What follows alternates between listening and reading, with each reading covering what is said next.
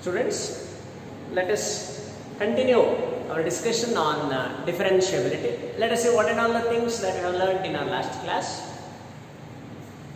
Let f of x be a real function, let c be a point in its domain. Then we say that the function is differentiable at x equal to c if limit h tends to 0 f of c plus h minus f of c divided by h. If this limit exists, then we say that f of x is differentiable at x equal to c. This can also be written as limit x tends to c f of x minus f of c divided by x minus. Limit x tends to c f of x minus f of c divided by x minus c. If this limit exists, then we say that f of x is differentiable at x equal to c, which is denoted by f dash of c or d by dx of f of x at x equal to c.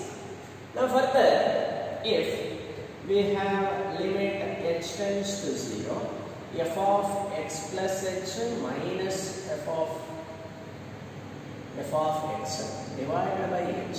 This function, if this limit exists, is called the derivative of f, which is denoted by f dash of x, or I can write d by dx of f of x. By putting different values for x, you will get the derivatives of f at different points. Suppose if I take y is equal to f of x, if we define y as a function of x, then this f dash of x is also denoted by dy by dx or y dash or y1 or dy. This capital dy indicates dy by dx. So when I write dy by dx, its meaning is that derivative of y with respect to x. So then if I write dy by dx at x equal to c, its meaning is derivative of y with respect to x at x equal to c. Okay. So these are called the derivatives. If they exist, we say function is differentiable at that point, and this is called the derivative of f at x equal to c. If this limit does not exist, this limit does not exist means if the left hand limit is different from right hand limit. In other words, left hand derivative is not equal to right hand derivative, then we say that f is not differentiable at x equal to c. Okay. So then the process, with this way we can get the derivatives of all the functions which you have seen in our first PUC. That process of getting the derivative is called the differentiation. The process of obtaining the derivatives is called the differentiation, which you have learnt already in first PUC. However, I would still like to take one example on that. I'll take a well-known example. Let us say f of x is equal to sin x. You all know what is the derivative of sin x? Yes? What's your answer? Yes, exactly. Derivative of sin x is equal to cos x. Okay. So now, I tell you from where do we get that derivative of sin x is equal to cos x. We obtain this by using this formula. Okay. Now, limit h tends to 0.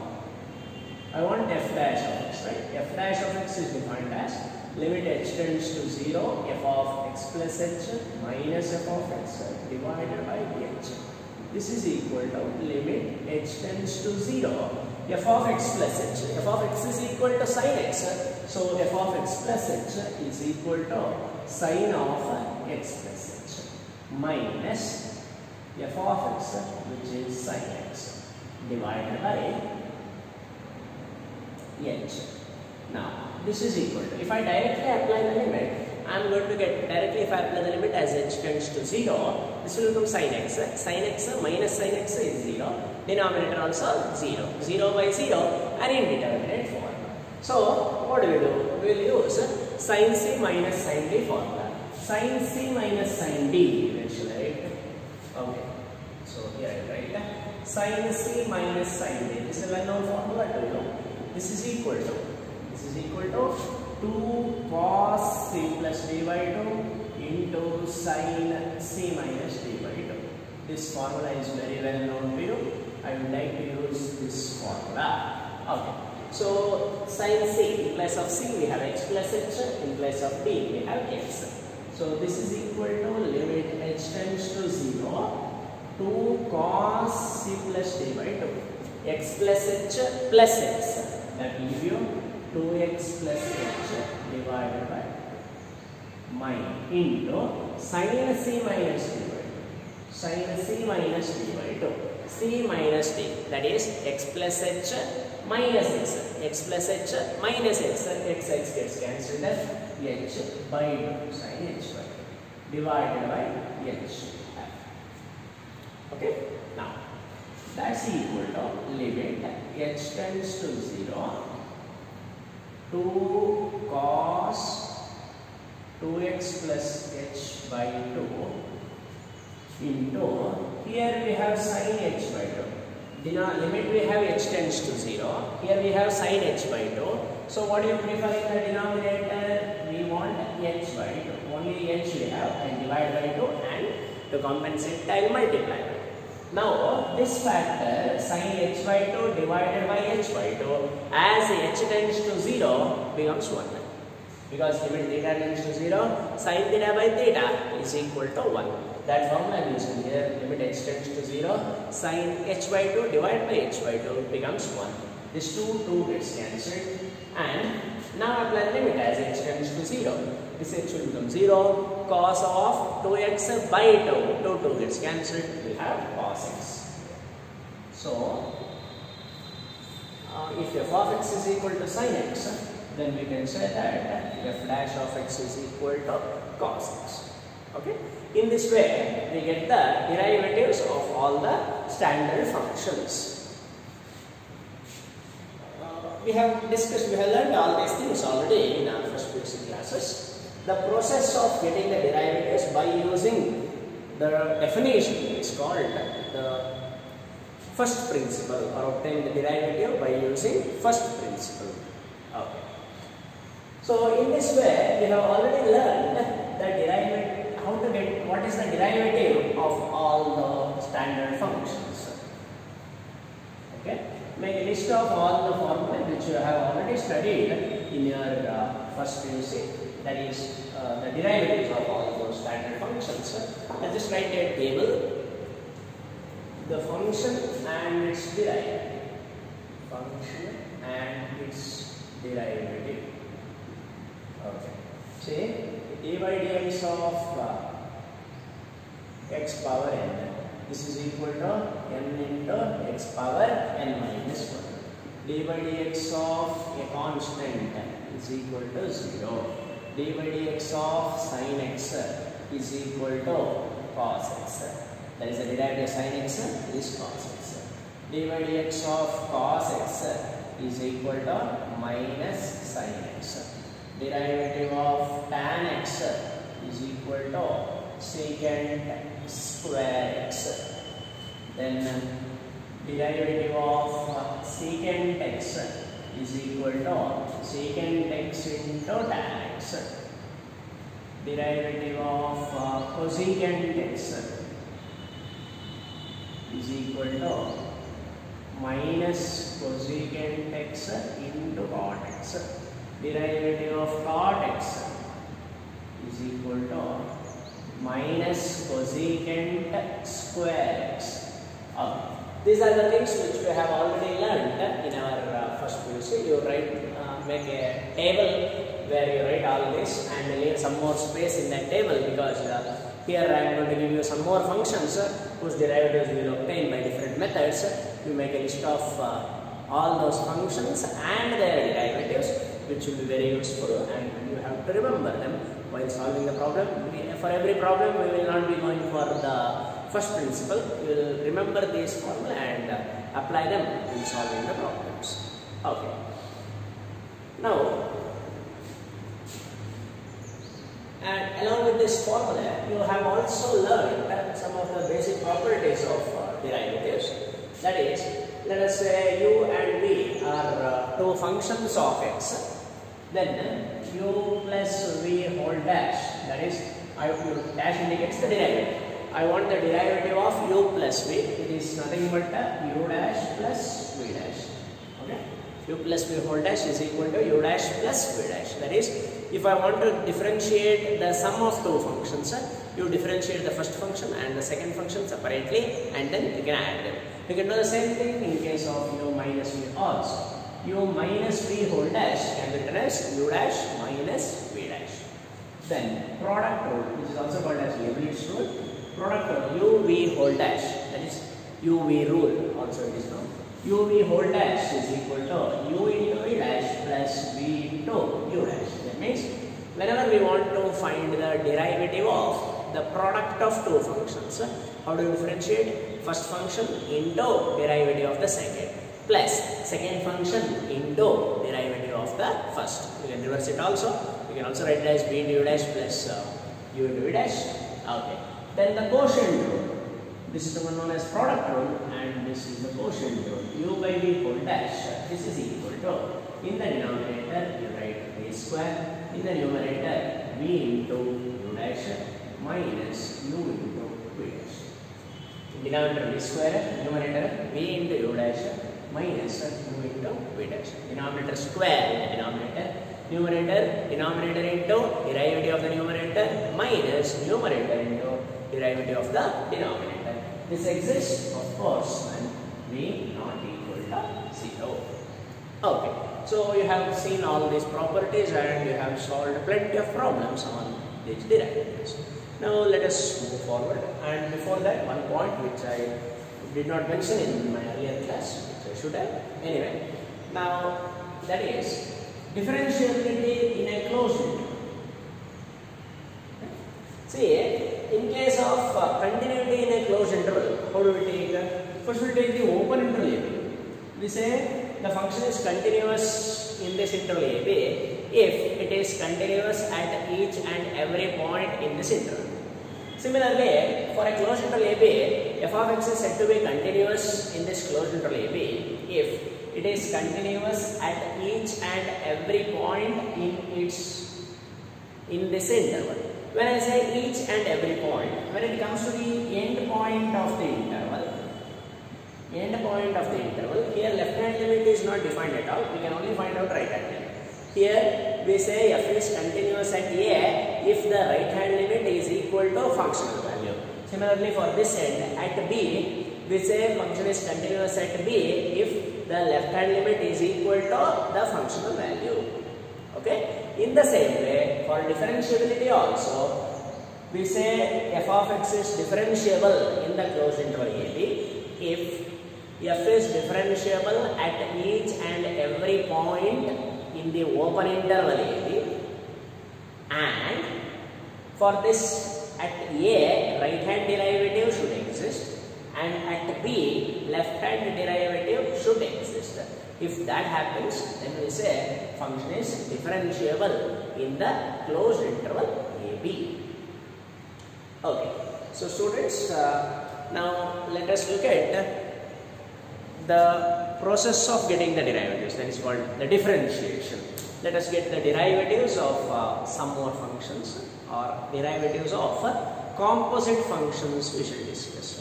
I shall not solve problems based on these rules, sum, product and quotient. You have already learned them in your first PUC. So now we shall go to derivatives of composite functions.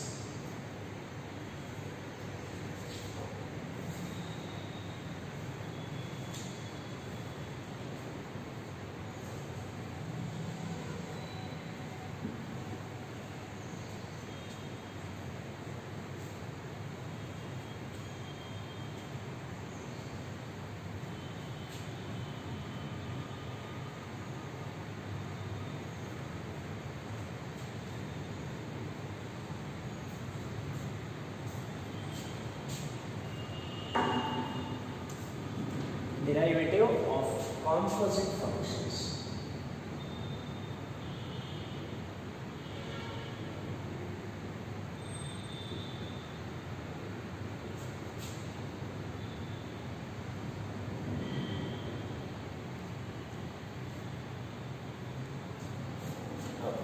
So what are composite functions?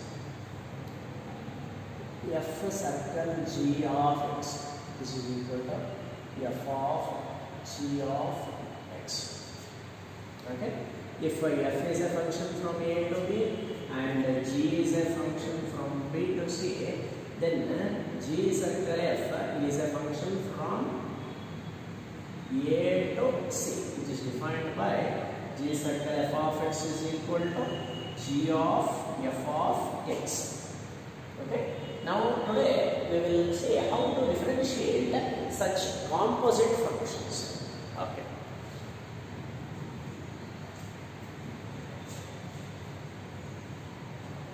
Let me take y is equal to a function of u. Let y be a function of u and u be a function of x. Y is a function of u and u is a function of x. Y is equal to f of u, I will take, and u is equal to g of x. Then what is y? Y is equal to f of, in place of u I am substituting g of x. Y is equal to f of g of x, or you can write it as f composition g of x. F composition g of x. Okay. So now dy by dx we want to find out. Dy by dx is given by dy by du into du by dx. Don't cancel this. If I cancel this, I get back to dy by dx. Okay? I cannot cancel it. So this meaning is derivative of y with respect to u into derivative of u with respect to x. Dy by dx is given by dy by du into du by dx. Okay, this is one of the theorems, and as it is the case with most of the theorems, proof is beyond the scope of your syllabus. You will understand it better when I go to problems. Now, as of now, you just remember that dy by dx is equal to dy by du into du by dx. Whenever we define y is equal to f of u and u as g of x. Okay, I'll take one example. Let me take y is equal to sine of 2x plus 5. Sine 2x plus 5. Okay, so now I will take, let u is equal to 2x plus 5. Okay. U is equal to 2x plus 5. Then y will be equal to sine u. The question is to find dy by dx. Question is like this.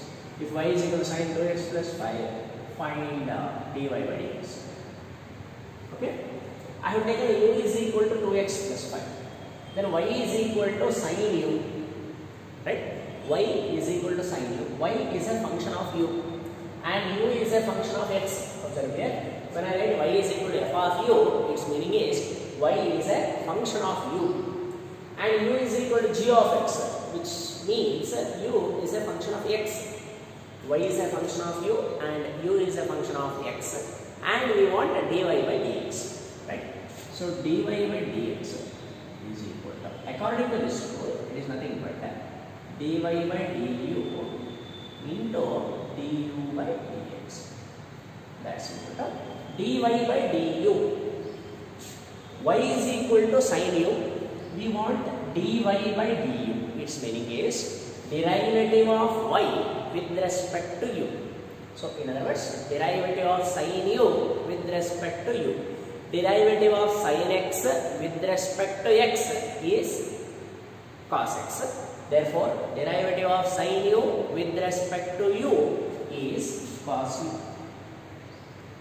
into du by dx. We want u is equal to 2x plus 5 they have given.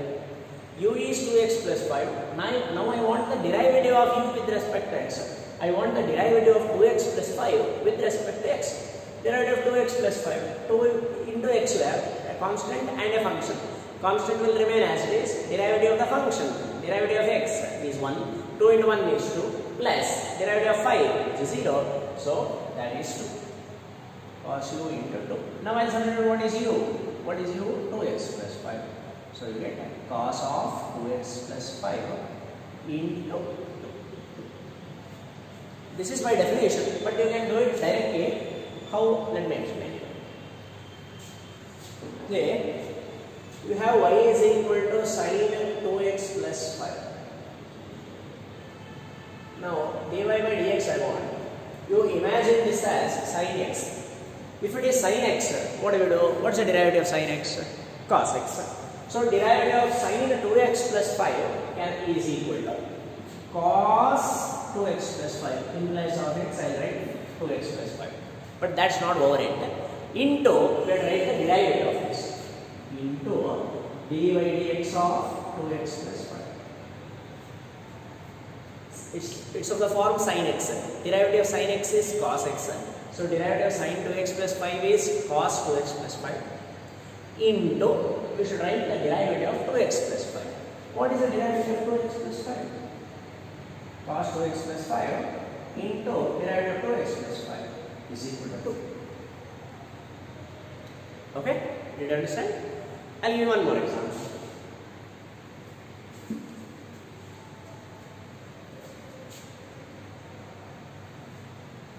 I take cos tan x. Y is equal to cos tan x. Now y dash is equal to, you treat this as if it is cos x. Okay? Imagine this as cos x. If it is cos x, what is its derivative? What is the derivative of cos x? Minus sin x, right? So derivative of cos x is minus sin x. So the derivative of cos tan x will be minus sin tan x into, now you have to find the derivative of tan x into dy by dx of tan x. That's equal to minus sin tan x into, what is the derivative of tan x? Secant square. Did you understand? I'll explain again. Cos tan x will differentiate. Treat this tan x as x. Imagine this as x. So imagine as if you have cos x. When you have cos x, its derivative is minus sin x. So minus sin in place of x, I will write tan x. Into, now I will write the derivative of tan x. The derivative of whatever the function you have. Derivative of tan x. Derivative of tan x is nothing but secant square x. Okay? Then one more example I take. We will take y is equal to 3x plus 1 whole power 5. Okay? Say, without knowing how to get the derivative of composite functions, if you want to find its derivative, you can go for binomial theorem. Yes, binomial theorem. Do you still remember? Yes. Okay. So using binomial theorem, 3x plus 1 whole power 5, you write this as 5 c0 into 3x whole power 5 into 1 power 0, etc. You are going to get 6 terms and then differentiate, which is a very lengthy process.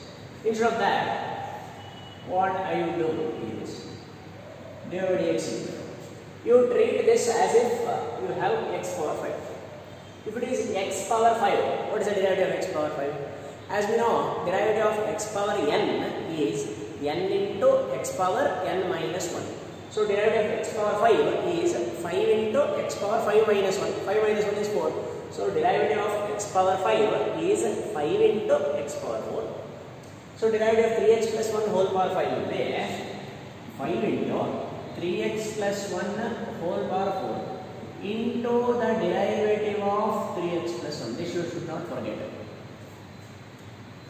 It looks like x power 5. Derivative of x power 5 is 5 into x power 4. Right? So 5 into, in place of x I have written this, power 4 into the derivative of this factor 3x plus 1. What is the derivative of 3x plus 1? Derivative of 3x plus 1 is 3 because 3 into x you have, 3 is a constant, will remain as it is, x is a function whose derivative is 1, 3 into 1 will give you 3 plus derivative of 1 is 0. So now we can simplify, find 3 which is equal to 15. 15 into 3x plus 1 whole power 4. Okay? So in this way we get the derivative. This process, this rule is also called the chain rule of differentiation. It goes like a chain. So It is called as chain rule. Chain rule of differentiation. Okay, I think you have understood. You will understand better when you solve more and more problems on this. Don't worry, I will solve plenty of problems on chain rule. Okay.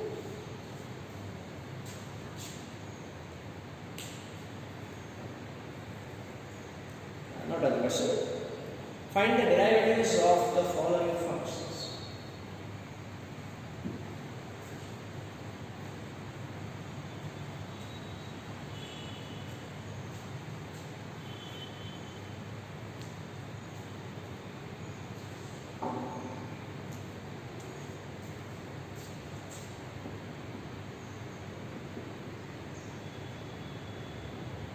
Find the derivatives of the following functions.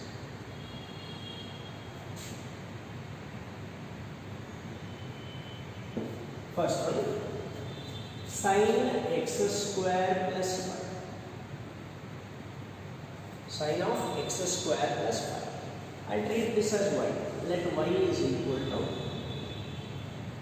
sin x square plus 5. Now we are asked to find the derivative of sin x square plus 5. Okay. So we are asked you to find the derivative of this function. Of course, it is with respect to x only. Here the variable is x. You have to find the derivative with respect to x. We will call this as y. Then read dy by dx.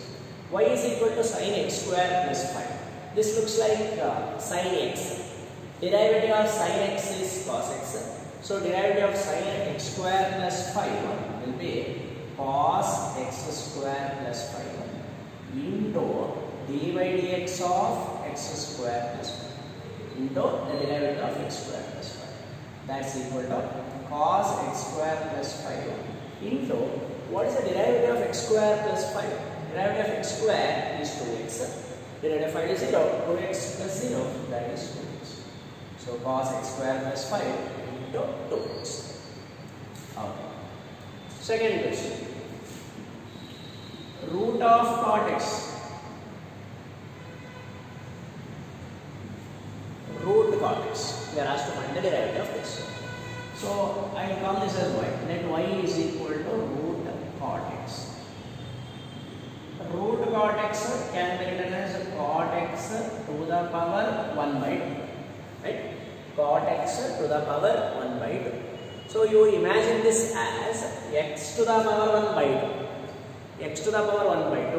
What is the derivative of x power 1 by 2? You can compare this with x power n. Derivative of x power n is n into x power n minus 1. So derivative of x power 1 by 2 will be 1 by 2 into x to the power 1 by 2 minus 2. So y dash is equal to cot x to the power 1 by 2 we have. Imagine this as x power 1 by 2. So derivative of x power 1 by 2 is 1 by 2 into x power 1 by 2 minus 1. So derivative of this is n into x, in place of x we have cot x to the power n minus 1, 1 by 2 minus 1 into what next? Into the derivative of cot x. Into the derivative of cot x. That's equal to 1 by 2 into cot x to the power minus 1 by 2 into derivative of cot x. What is the derivative of cot x? Minus cosecant squares. Okay? All those formulas you should remember. Now cot x to the power minus 1 by 2 is there. I will take it to denominator. When this goes to denominator, it will become cot x to the power 1 by 2. Cot x to the power 1 by 2 is nothing but root cot x. So y dash is equal to 1 by 2 root cot x into minus cosecant squares. This is the derivative of root cot x. Okay. Let's look at the next question. Sin root x.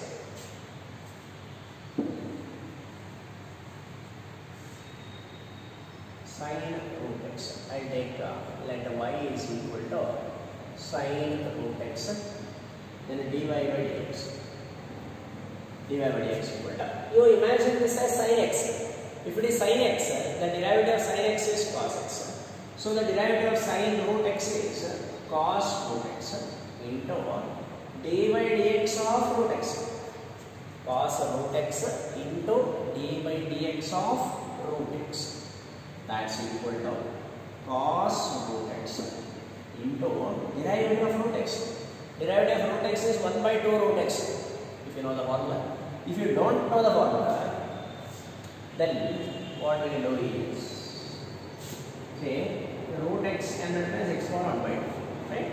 So, d by dx of x power 1 by 2 I want, that is equal to, this is of the form derivative of x power n. Derivative of x power n is n into x power n minus 1. So, this will give you 1 by 2 into x power n minus 1, 1 by 2 minus 1. That's equal to 1 by 2 into x power, 1 by 2 minus 1 is minus 1 by 2. Minus 1 by 2 I will take it to denominator. So, it will become x power 1 by 2, which is root x. So, derivative of root x is 1 by 2 root x. So, the answer is cos root x divided by 2 root x. Cos root x divided by 2 root x. Okay? Right? Don't cancel this root x, which is illegal. Okay. Let's look at the next question. Cos cube x. We want the derivative of cos cube x. I'll take it as y. Let y equal to cos cube x. Cos cube x, I can also write it as cos x to the power 3. Cos x whole cube. Cos cube x is nothing but cos x into cos x into cos x. I can write as cos x whole cube. Okay. So now y dash. You imagine this as x cube. Treat this as x. So then x cube. Derivative of x cube is 3x square. So derivative of cos x whole cube is 3 into cos x whole square into d by dx of cos x. Okay? That's equal to 3 into cos x whole square is nothing but cos square x into derivative of cos x, which is minus sin x. So the answer is minus 3 cos square x into sin x. Okay, students? With this, I will stop today's class. We will continue the next class. In the next class also, I will solve some more problems on chain rule or on derivatives of the composite functions. Now, you may feel that you have not understood a bit in this chain rule. When I explain some more problems on this, you will understand.